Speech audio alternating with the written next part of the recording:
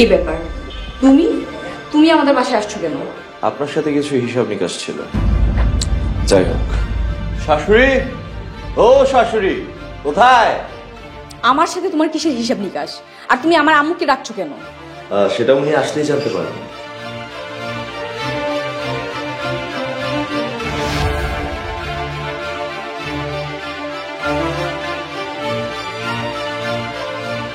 হ্যাঁ, বস্তির ছিলি, তুই আমার বাসায় আসছিস কেন? কাকে বস্তির ছেলে বলছেন? উনি মানিক বাইং হাউস, মানিক ফ্যাশন হাউসের মালিক, মানিক চৌধুরী। ওনাদের বলতে দাও না, ওনাদের বলতে দাও, তাতে আমার কোনো যায় আসে না। আজকে আমি কোটি কোটি টাকার মালিক। তাহলে কি তুমি এখানে টাকার গরম দেখাতে আসছো? আরে না না, টাকার গরম তো দেখিয়েছেন আপনারা, তাই আপনাদের জন্য টাকা নিয়ে এসেছি। পিএস, জি স্যার। টাকাটা দাও।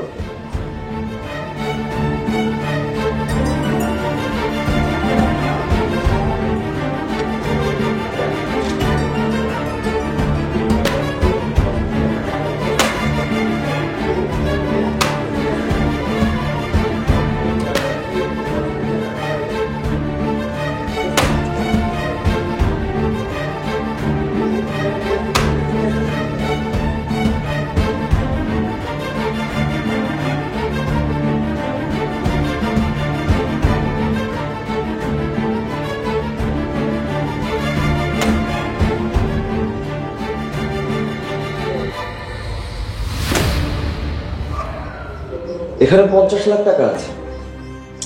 আশা করি আপনার মেয়ের জীবন খুব ভালোভাবেই কাটবে। তোমার টাকা আমি নিব কেন?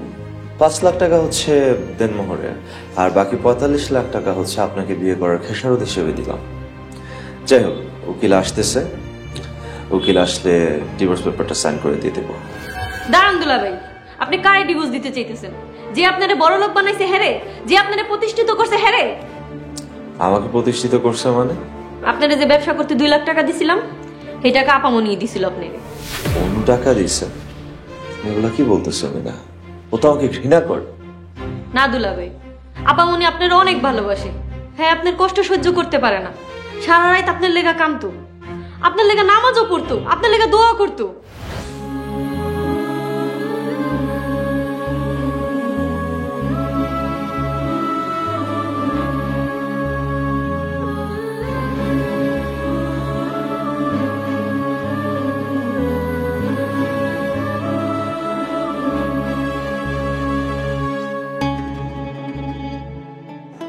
আল্লাহ, তুমি তো জানো আমি ওকে কতটা ভালোবাসি।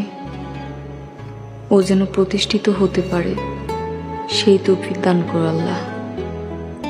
আল্লাহ, তুমি রহমত করো।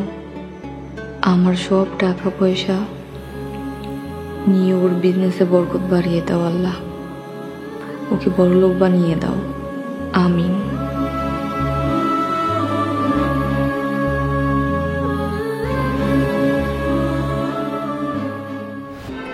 জামাই বাবাজি, আমার ভুল ভাঙছে, আমাকে তুমি মাফ করে দাও। থাক, এভাবে বলবেন না। তবে একটা কথা, কাউকে কখনো ছোট করে দেবে।